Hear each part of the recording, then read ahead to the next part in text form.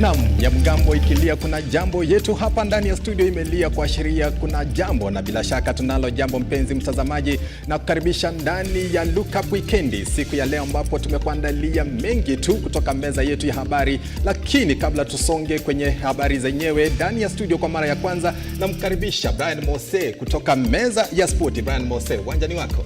Kabisa Tende, kuna mambo mengi ambayo nimemwandalia mtazamaji. Ligi kuu ya Kenya imefanyika leo, alafu pia kocha mkuu wa timu ya taifa Canada Engin Firat amesha kiteua kikosi cha timu ya taifa. Hayo ni baadaye, ni tu wakati wa spoti. Naam, Brian Mose, Manchester United ambayo ni timu yangu, bila shaka tunakutana na RUTO napo, na mara hii naona tukinyuka watu mabao. Manchester ni ile mechi ni kesho, tusiandikie mate, wino upo kesho Tende. Wamesema mwenyewe wino upo. Ni Brian Mose ambaye atakuja na ulingo wa spoti mwisho wa taarifa hizi. Lakini kabla tuangazie taarifa hizo, wacha tupate vidokezo.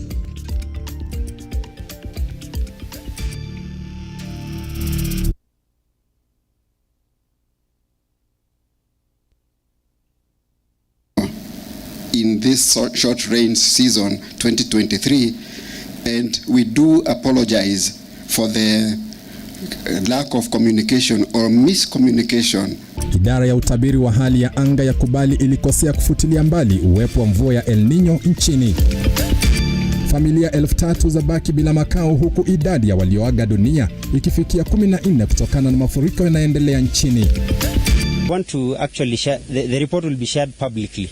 And what we've heard from KMPDC is most of the people who are running or the owners of those facilities escaped when they heard that KMPDC is doing inspections. Baraza la wahudumu wa afya nchini lafunga zahanati na vituo vya afya 75 kwa kutofuata sheria. If you ask Kenyans, are you better off today than you were at this time last year? The answer will be obvious, that we are in a deep hole. Failing policies and grim economic prospects. Na muungano wa Azimio One Kenya wakashifu serikali kwa kuendelea kuongeza ushuru, huku ukimkosoa Rais RUTO kwa kutotilia maanani mahitaji ya Wakenya.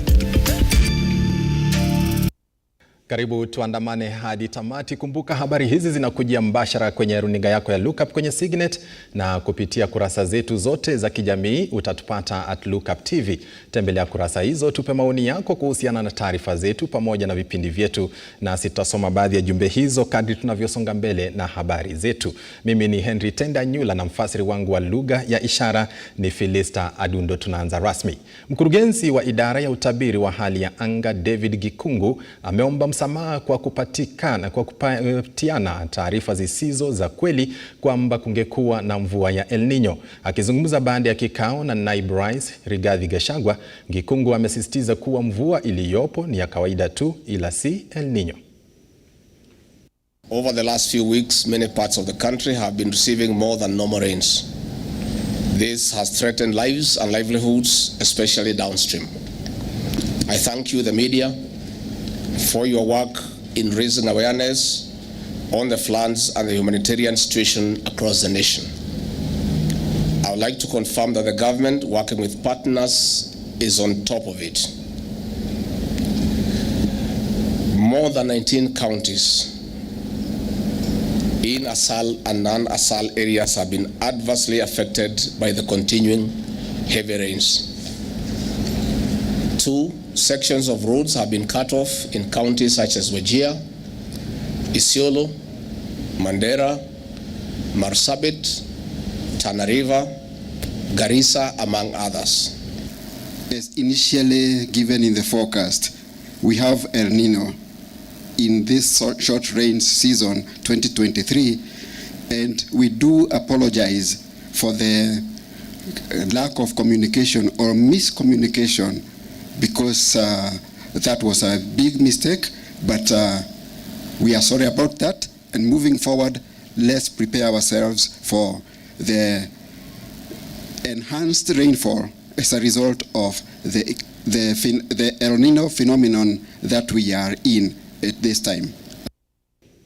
Na tusonge mbele ambapo Naibu Rais Rigathi Gachagua amesema serikali imechukua hatua za kuwasaidia watu walioathirika na mafuriko kwa kutumia ndege na vikosi vya ulinzi katika shughuli za uokoaji. Vilevile kaunti na mashirika muhimu yanasambaza chakula na vitu vingine kwa familia zilizoathiriwa. Akizungumza katika jumba la Harambee jijini Nairobi wakati wa kuzindua hatua za kukabiliana na masika, Gachagua amelihimiza taifa kujipanga kwa ajili ya mvua ya El Nino. Kwa mujibu wa Gachagua, mvua hiyo inatarajiwa kunyesha hadi robo ya kwanza ya mwaka wa 2024. Over the last few weeks, many parts of the country have been receiving more than normal rains. This has threatened lives and livelihoods, especially downstream. Naibu Rais Rigathi Gachagua amesisitiza baadhi ya njia ambazo serikali imechukua ili kupunguza makali ya mvua hiyo kwa Wakenya. Deployment of aircrafts by the Kenya Defence Forces for evacuation of marooned families to safe grounds. As we speak, we are delivering KCSC examinations to areas disconnected due to damaged roads.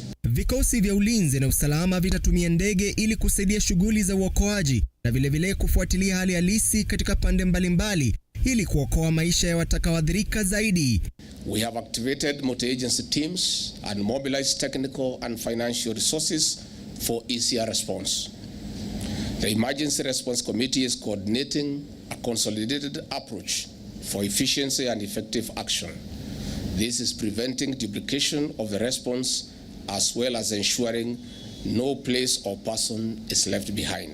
Kama njia moja ya uokoaji, serikali ya kaunti na mashirika mengine yanaendelea kusambaza chakula na vitu vingine hasa kwa familia zilizoathirika katika kaunti 19 kwa sasa, na vilevile kusambaza maji safi katika majumba yaliyotengwa kwa shughuli za uokoaji. The Kenya Defence Forces is running an operation center at the Kenya Defence Forces headquarters. Aidha, Gachagua ameongeza kuwa Wizara ya Afya na Kilimo pia inafuatilia moja kwa moja hali hiyo ili kuzuia uwezekano wa kuzuka kwa magonjwa hata kwa wanyama. The Ministry of Interior and National Administration is providing security response round the clock and assisting in monitoring the situation and updating all the other agencies in real time. The Ministry of Roads and Transport is undertaking emergency repair and rehabilitation of roads to improve access. We are also unclogging waterways and other drainage systems. I take this opportunity to assure the nation that all necessary resources will be deployed to ensure their safety, security and comfort for our people and their property. I thank you. John Matava, Runinga, Lookup. Tukisonga mbele, katika kaunti ya Isiolo, familia 3,000 zimeathiriwa na mafuriko kutokana na mvua kubwa iliyoanza kunyesha wiki mbili zilizopita. Mratibu wa shirika la Msalaba Mwekundu nchini, Gregory Masharia, amesema kuwa maeneo mengi zaidi yanaweza kukumbwa na mafuriko hayo. Aidha, amewataka wananchi kuwa makini ili kuepuka magonjwa yanayosambazwa na maji machafu.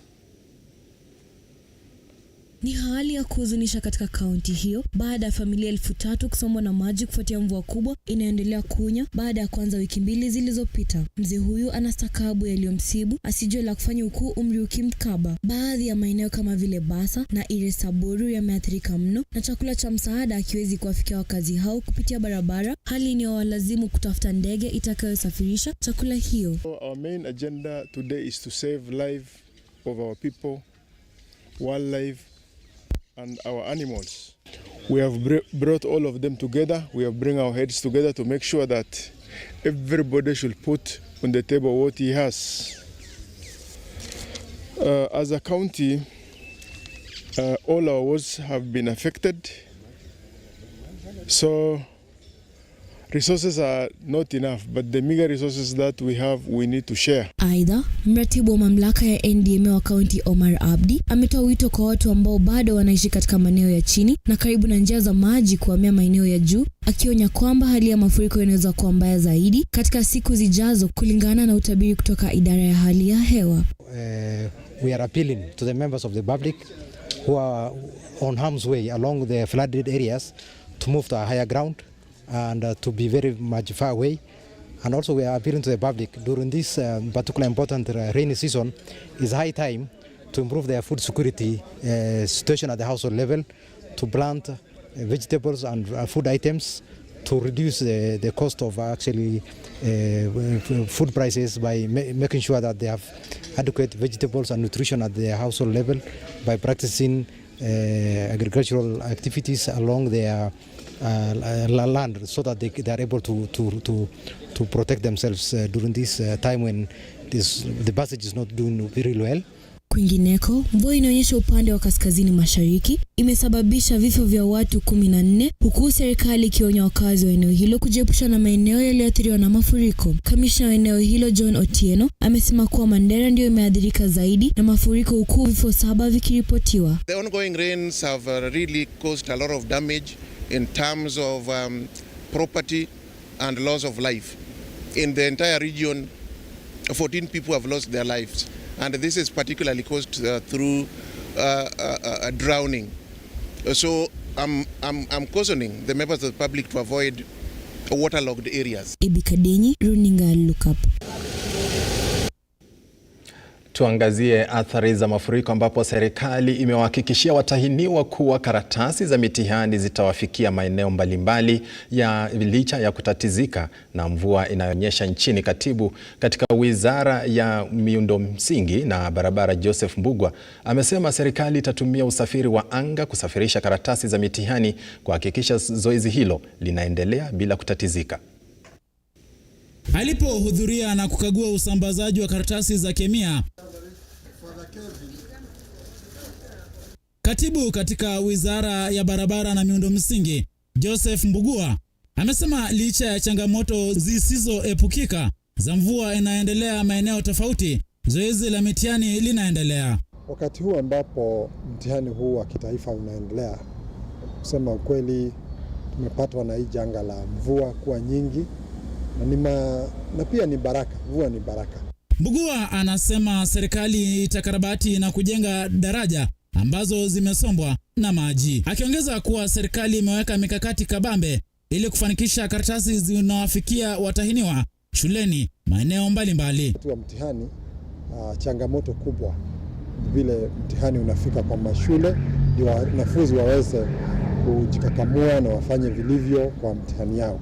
Tuko na changamoto kubwa sana wakati huu kwa sehemu zingine ambazo barabara ziko na challenge kidogo, lakini kama serikali tunaendelea na kujaribu kuwashikilia kule ambapo madaraja imeharibika, kujaribu kufuata alternatives kule ambapo tunaweza pata diversion, kule ambapo hatuwezi. Serikali yenyewe imepeana hata utumizi wa mandege ndio wanafunzi waendelee na mtihani.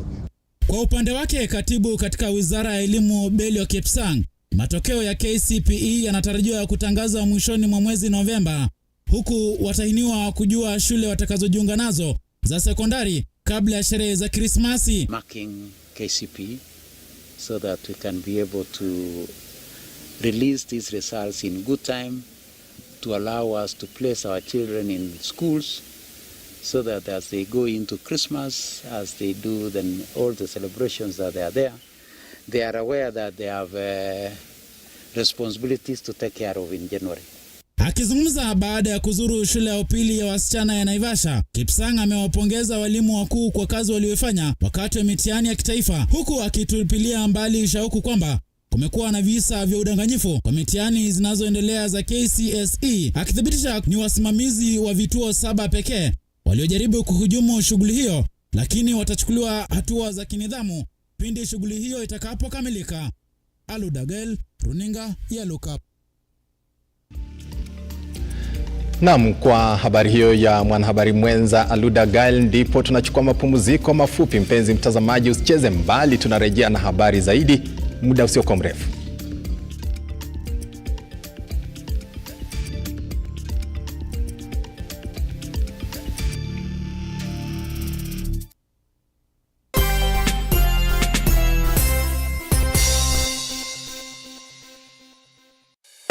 Introducing the Kenya Trade Fair Fusion Sales Drive event in the heart of Nairobi at the Kenya National Archives. It's not just an event, it's sales generation with a remarkable return on investment. Get ready to let your booth do the talking as you study new market trends with lots of entertainment featuring traditional live bands, DJs and artists. For vendor registration, call 0724 715 334 or 0713 907 584 or 0723 861 173.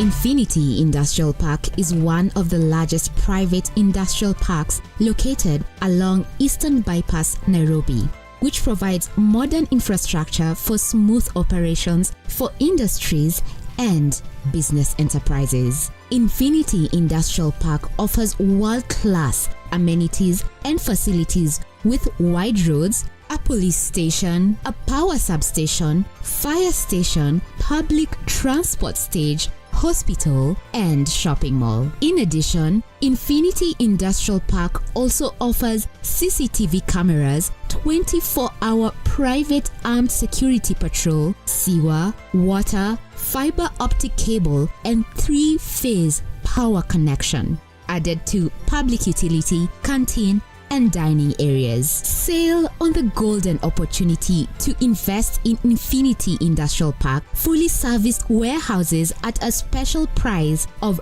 3,569 Kenyan shillings per square foot. For more inquiries, visit our website infinityindustrialpark.com.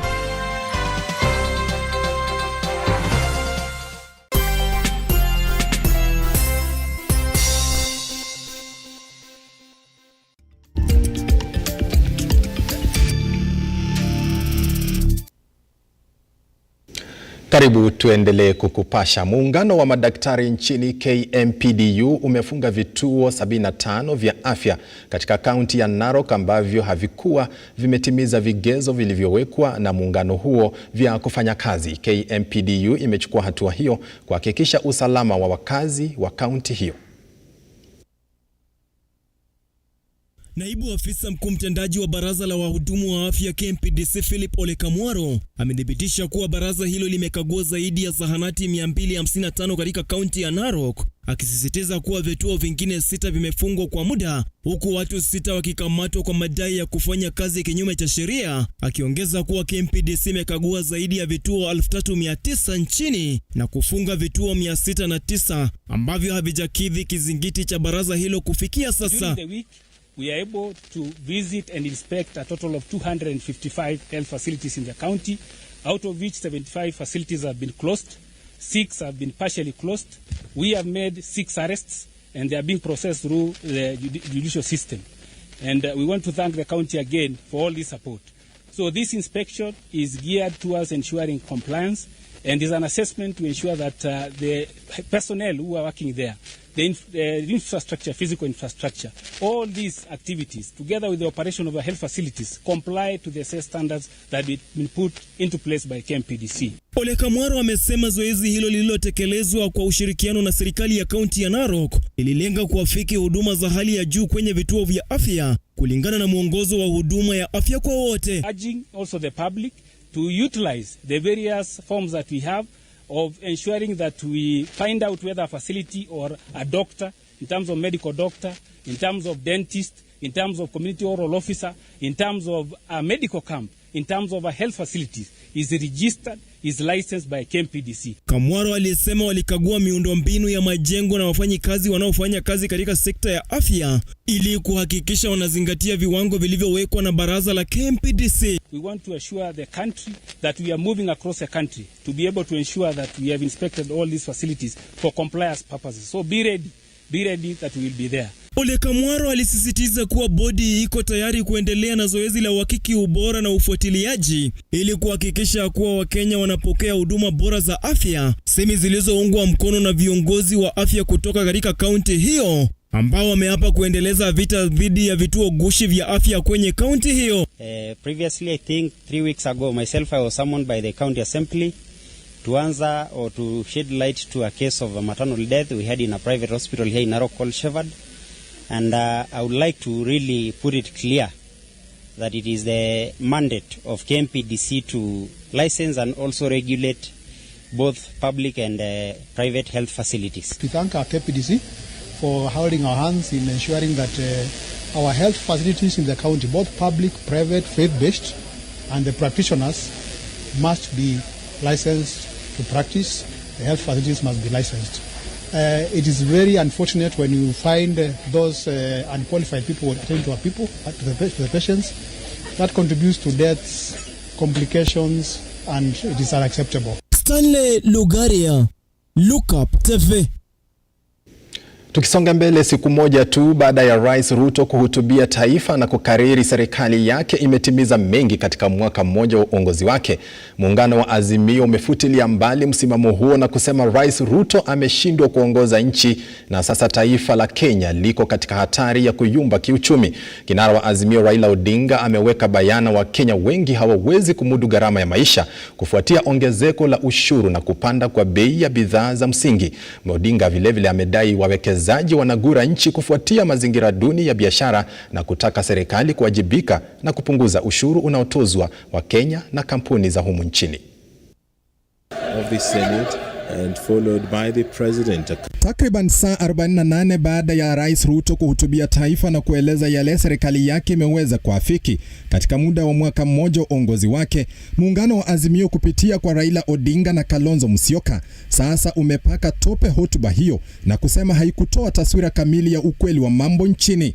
Odinga amesema nchi inakodolea macho kuangamia kabisa kiuchumi kwa sababu serikali imeongeza ushuru hadi kiwango ambacho Wakenya hawawezi kumudu. A year after our election, if you ask Kenyans, are you better off today than you were at this time last year? The answer will be obvious, that we are in a deep hole.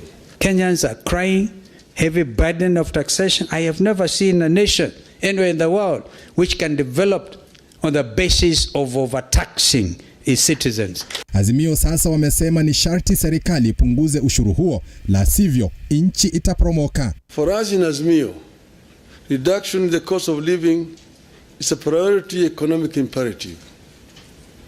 This will be achieved by providing some basic relief to citizens, including reduction of taxes and stimulating production.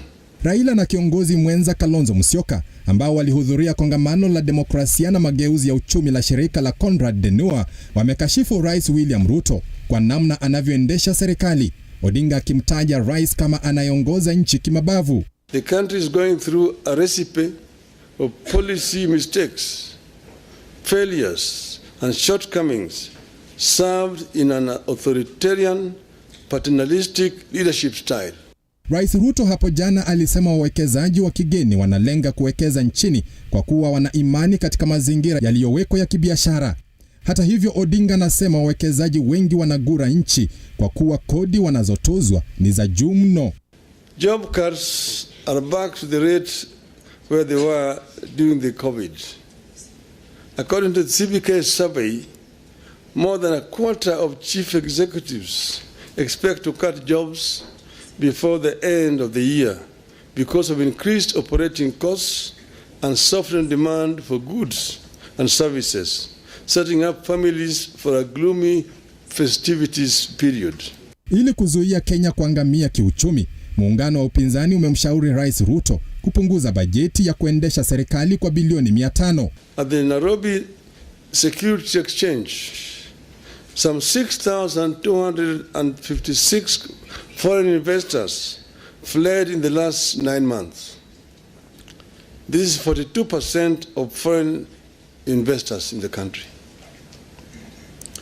This exodus is a result of the rapid but unstable tax policies that are scaring away foreign investors and leading to low revenue collections.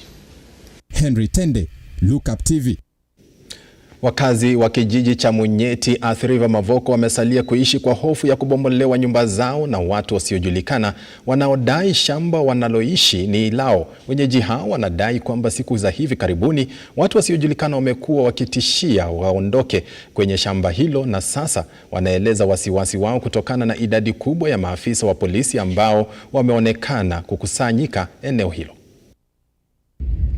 Hofu imetanda katika kijiji cha Munyeti, Athi Mavoko, ambapo wenyeji hao wanadai kwamba siku za hivi karibuni watu wasiojulikana wamekuwa wakiwatishia waondoke kwenye shamba hilo, na sasa wanaelezea kukumbwa na wasiwasi kutokana na idadi kubwa ya maafisa wa polisi wanaoonekana kukusanyika kwenye kijiji hicho. Sisi kama wakaaji, wakati tumeona tunaambiwa ya kwamba inawekwa perimeter wall na fencing, tumeona tunanyimwa haki zetu, kwa sababu ikishafungwa na iwekwe gate hakutakuwa na mahali ya kuaccess.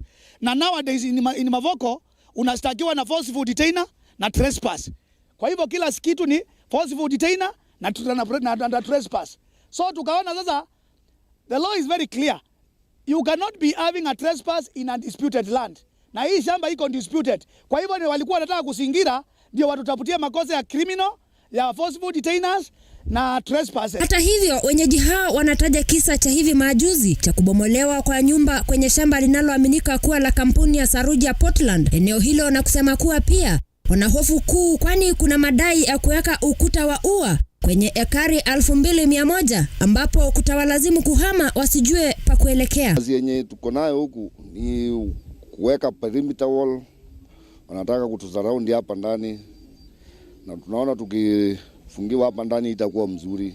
Si ni kama tunahamishwa. Jana vijana kutoka eneo hilo walikomesha uchimbaji wa mitaro kwenye shamba hilo na watu wasiojulikana.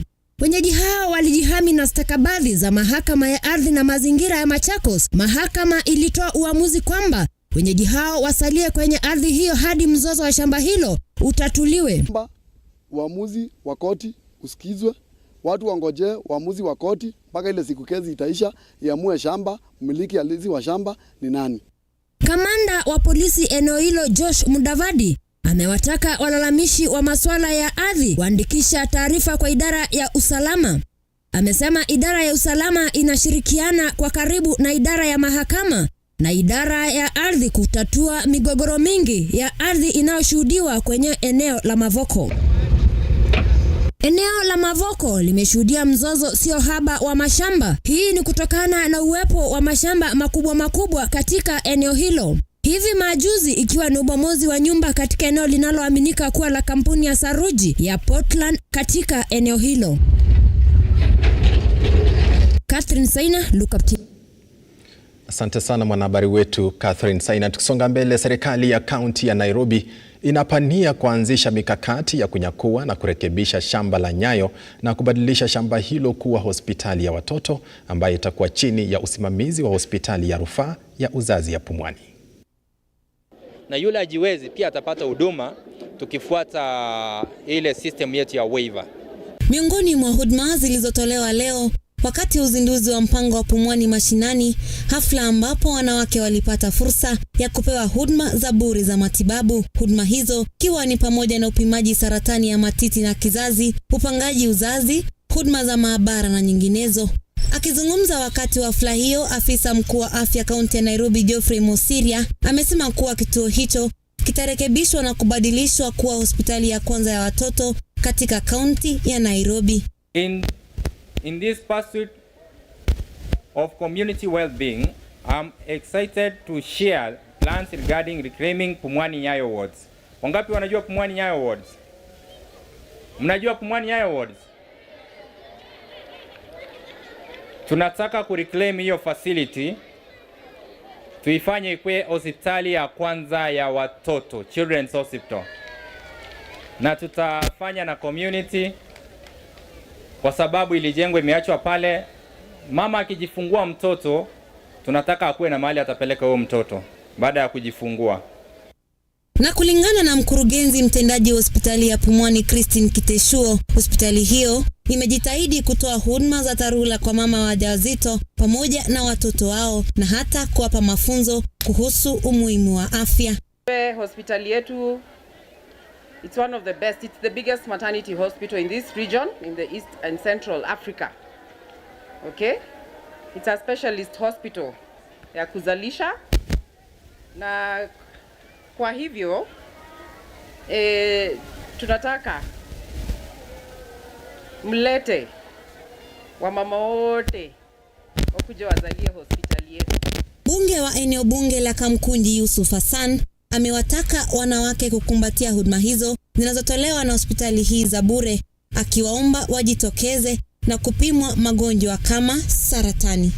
Wapongeza wale wakina mama ambao wamejitokeza kwa screened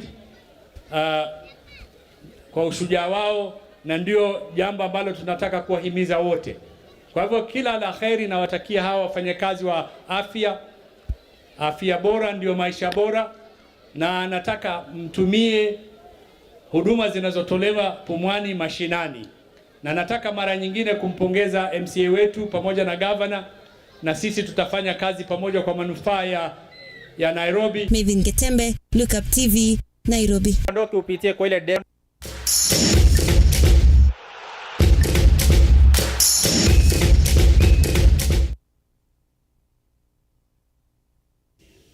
Wakati sasa wa safu ya spoti, makinika mwanaspoti, tuele nyugani ni Brian Mose. Tuanze ni kwamba kocha mkuu wa timu ya taifa kandanda Harambee Stars Engin Firat amekitoa kikosi ambacho kitashiriki mechi za kutafuta tiketi ya kucheza kombe la dunia. Kikosi hicho kitacheza dhidi ya Gabon sambamba na Ushelisheli. Mwanaspoti mwenza Robert Chacha aliandaa taarifa hiyo, tuipate sasa. Engin Firat amewajumuisha wachezaji wanaosakatia ligi humu nchini FKF. Baadhi ya wachezaji ambao wameitwa na mkufunzi huyo kwa mechi za makundi ya kufuzu kombe la dunia mwaka 2026 ni pamoja na Nabi Kibunguchi anayesakatia klabu ya Orlando City ya Marekani, Eric Balecho anayekipigania klabu ya Murang'a Seal, pamoja na Hanifu Wesonga wa KCB ambao wameitwa kwa mara ya kwanza. Wengine ni pamoja na Duncan Otieno wa klabu ya Gaborone United, Timothy Ouma na Eric Johana wa klabu ya RUTO ya Romania. Kwenye safu ya ushambulizi, mshambulizi na mfungaji bora wa ligi kuu nchini FKF na Gor Mahia Benson Omala ametajwa kwenye kikosi cha Harambee Stars. Kenya itaanza kampeni ya kufuzu kombe la dunia dhidi ya Gabon tarehe 16 kabla ya kuchuana na Ushelisheli tarehe 20. Robert Chacha, safu ya spoti.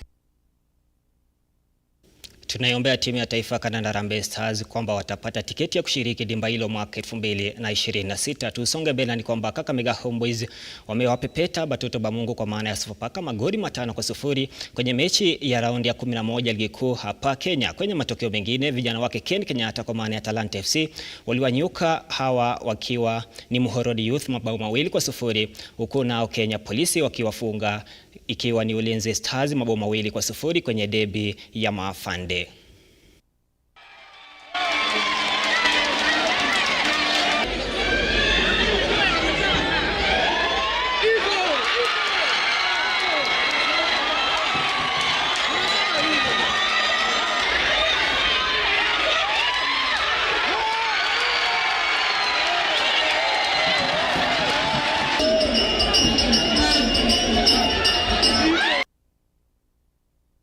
Tufuge daina ni kwamba ligi kuu ya England itakuwa inaendelea weekend hii, huku michezo mitano ikiwa imepangwa kuchezwa. Kesho Wolverhampton watakuwa wanacheza dhidi ya Tottenham Hotspur, huku Arsenal wakimenyana dhidi ya Burnley. Manchester United watakuwa wakipiga dhidi ya Luton United. Crystal Palace wacheze dhidi ya Everton.